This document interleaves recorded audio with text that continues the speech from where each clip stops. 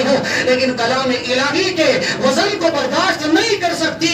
چنانچہ زمین نے بھی انکار کر دیا, آسمانوں نے منع کر دیا, پہاڑوں نے منع کر دیا, بالآخر جناب محمد رسول اللہ صلی اللہ علیہ وسلم کے جسم اطہر کو قبول کر لیا گیا.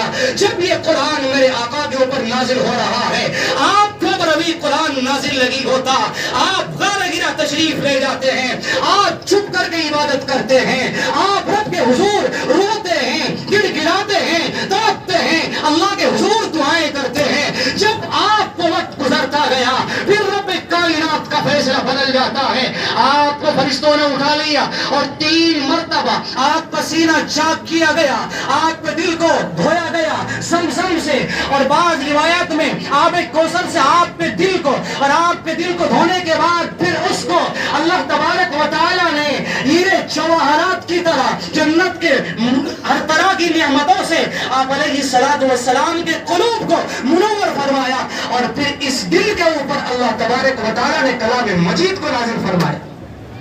میرے بھائی, یہ قرآن اتنا آسان نہیں ہے. لوگ بکواس کر دیتے ہیں, ارے ان حافظوں کو, ان مولویوں کو, ان مفتیوں کو کیا معلوم, یہ لوگ کیا جانتے ہیں, ان کو کیا پتا ہے. میرے بھائیو, قرآن پاک سنانا اتنا آسان نہیں ہے, قرآن پاک کو یاد کرنا اتنا آسان نہیں ہے. پوچھو ان اللہ کے نیک بندوں سے, جب یہ قرآن پڑھتے ہیں, رمضان کا مہینہ شروع ہوتا ہے, صبح سے لے کر کے شام تک 1 یا سوا پارہ, یہ 1.5 پارہ بار بار پڑھتے رہتے ہیں, کلام کو یاد کرتے رہتے ہیں, پھر اس مصلی پر آ کر کے آپ کو قرآن سناتے ہیں. رب جس آیت کو چاہے دماغ سے نکال دیتا ہے, جس آیت کو چاہے دماغ میں بٹھا دیتا ہے. مصلی پہ آنے کے بعد کوئی کتنا پکا حافظ قرآن ہو, کیفیت بدل جاتی ہے. بکواس کرنا بہت آسان ہے, قرآن سنانا اتنا آسان نہیں ہے.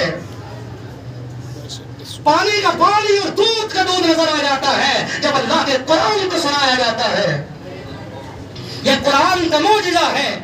بکواس تو کوئی بھی کر دیتا ہے, مولوی صاحب ہم قرآن کو ایسا پڑھتے ہیں, ہم قرآن ایسا سناتے ہیں. ارے مصلی پہ آنے کے بعد ہم بتائیں گے کہ تیری کیفیت کیا ہوتی ہے. زبان کوئی بھی کھول دیتا ہے, کوئی بھی استعمال کر دیتا ہے, لیکن قرآن سنانا اتنا آسان نہیں ہے.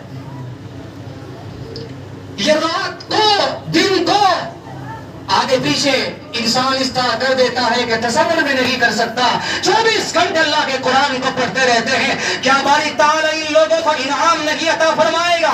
کیا اللہ تعالیٰ ان صاحب قرآن کو نہیں کہے گا اقرأ ورتقی ورتل کما کنت ترتل فی الدنیا فإن منزلک عند آخر آیت تقرأها. انہی حافظ قرآن سے, انہی اماموں سے, انہی علماء سے, انہی صاحب قرآن سے کہا جائے گا قرآن پڑھتا چلا جا, جنت کے درجوں پر چڑھتا چلا جا, بس تیرا مقام اور منزل وہی ہے جہاں تو آخری آیت پر پہنچے. اس لیے میرے بھائی, جو لوگ قرآن پڑھتے ہیں, قرآن سناتے ہیں, قرآن سنتے ہیں, بہت قابل مبارک ہے, بہت قابل مبارک ہے. اللہ تعالیٰ جس کو قبول کرتا ہے میرے بھائی, اسی کو توفیق دیتا ہے, اور جس بندے کو توفیق مل جاتی ہے وہی قرآن سنتا ہے اور سناتا ہے. ورنہ بہت سارے ہمارے افراد ایسے ہیں قرآن سنانے کی کوشش کرتے ہیں, لیکن اللہ تعالیٰ نے ان کو قبول نہیں کیا تو وہ قرآن نہیں سنا سکتے. اس لیے میرے بھائی, اس قرآن کو عظمت کے ساتھ سنو, اس قرآن کو عظمت کے ساتھ پڑھو, اس قرآن کو صحیح پڑھو, اس قرآن کو صحیح پڑھاؤ, تاکہ اللہ تعالیٰ تمہیں دنیا میں ہیرے جواہرات کی طرح چمکائے, اور جب تمہیں قبر کی دہلیز پر پہنچا دیا جائے تو ہماری قبر کو نور سے منور کر دیا جائے. حضرت قاری طیب صاحب رحمۃ اللہ علیہ محتمل دارالعلوم دیوبند, اللہ تبارک و تعالیٰ نے آپ کو کمالات اور آپ کے اندر وہ جاذبیت عنایت فرمائی تھی کہ آپ ایک مرتبہ امریکہ کے سفر پر تھے اور آپ نے مسجد کا دورہ کیا. وہاں قرآن کوئی بھی نہیں پڑھتا تھا, کوئی حافظ قرآن تھا ہی نہیں. حضرت قاری طیب صاحب رحمۃ اللہ علیہ پیچھے صف میں کھڑے ہوئے ہیں. آپ رمضان میں تشریف لے جایا کرتے تھے. ایک عام آدمی بیچارہ نماز پڑھا رہا ہے. دوستو, اسی لیے قرآن کی اہمیت کو پتہ چلتا ہے, قرآن کی عظمت کو سمجھا جاتا ہے. چنانچہ وہ جہاں سے اس کو یاد تھا قرآن پڑھ رہا تھا.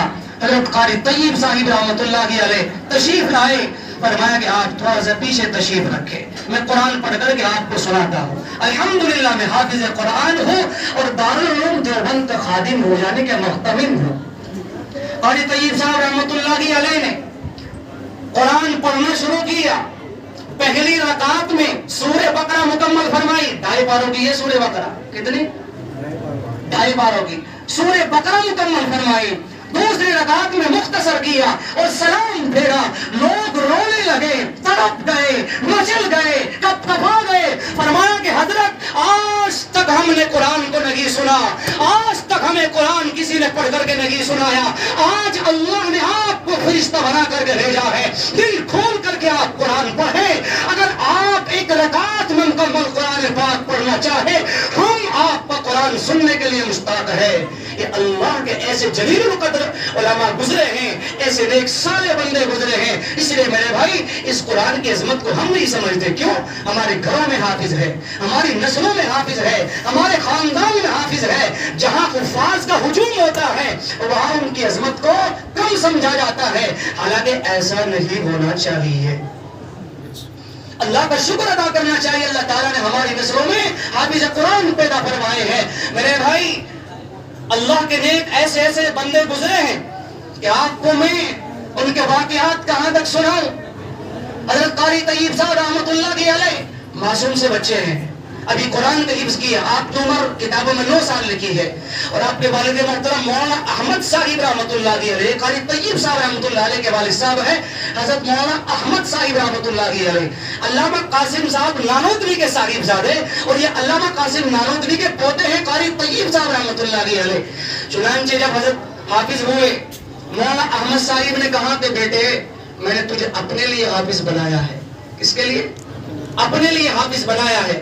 جب میرا انتقال ہو جائے اور مجھے قبر میں رکھ دیا جائے، روزانہ اللہ کا کلام پڑھ کر کے مجھے ایصال ثواب کرنا، میں نے کسی اور کے لیے نہیں اپنے لیے تجھے حافظ قرآن